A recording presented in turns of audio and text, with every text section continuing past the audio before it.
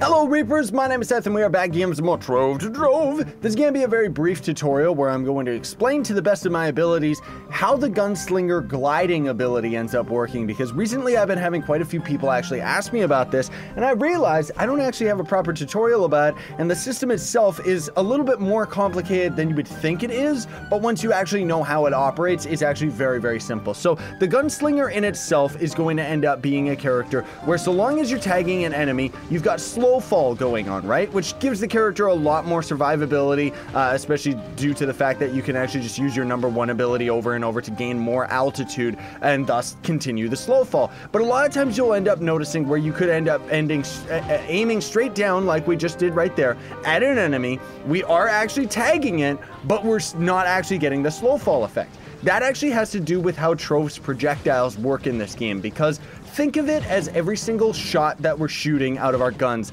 is kind of like there's the main projectile, and then think of a bubble being around it, right? Because with recent additions to the game, they ended up adding light area of effect attacks to all of the ranged characters in the game. And with it, I kind of consider, like I said, like a bubble going on around our projectiles, right? So in a lot of ways, what usually ends up happening and why you end up stopping your slow fall is because while we're actually still hitting our mark, no problem, it's actually the area of effect bubble is the one that's hitting the enemy and thus causing the damage. Because yes, they're actually two separate projectiles, both just very, very close to one another. And oddly enough, the area of effect projectile does not actually continue our gliding because it's not actually coded to do so. The area of effect attacks on the outer bubble are going to end up doing less damage than your overall main projectile shot as well. So gunslingers, be warned, you might be sitting there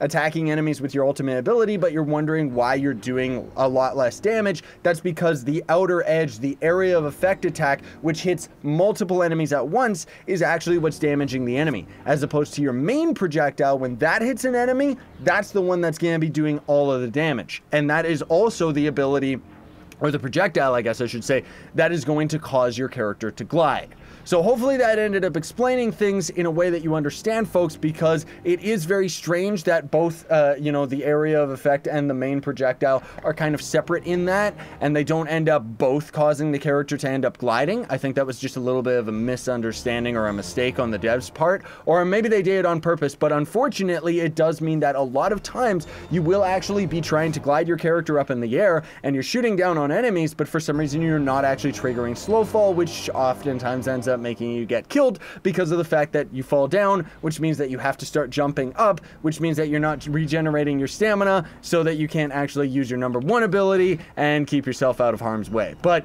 in any case, this is a long overdue tutorial that I wanted to put out, most of all just to kind of explain a little bit of the systems, how Trove actually calculates this stuff. The projectiles in general have had issues for a very, very long time. Back in the day, it was actually a top priority for them to increase the stability of the projectiles, but honestly speaking, it seems like that has just been thrown to the side. So I don't know whether or not it's going to ever see an improvement. At the least, though, be happy in the fact that we actually have area of effect abilities. Even if it means that we're not going to get to glide with our gunslinger here, it does mean that we cause a lot more damage to a group of enemies as opposed to the old system where you can only damage one enemy at a time. Thanks for watching, folks. Sayonara and stay epic.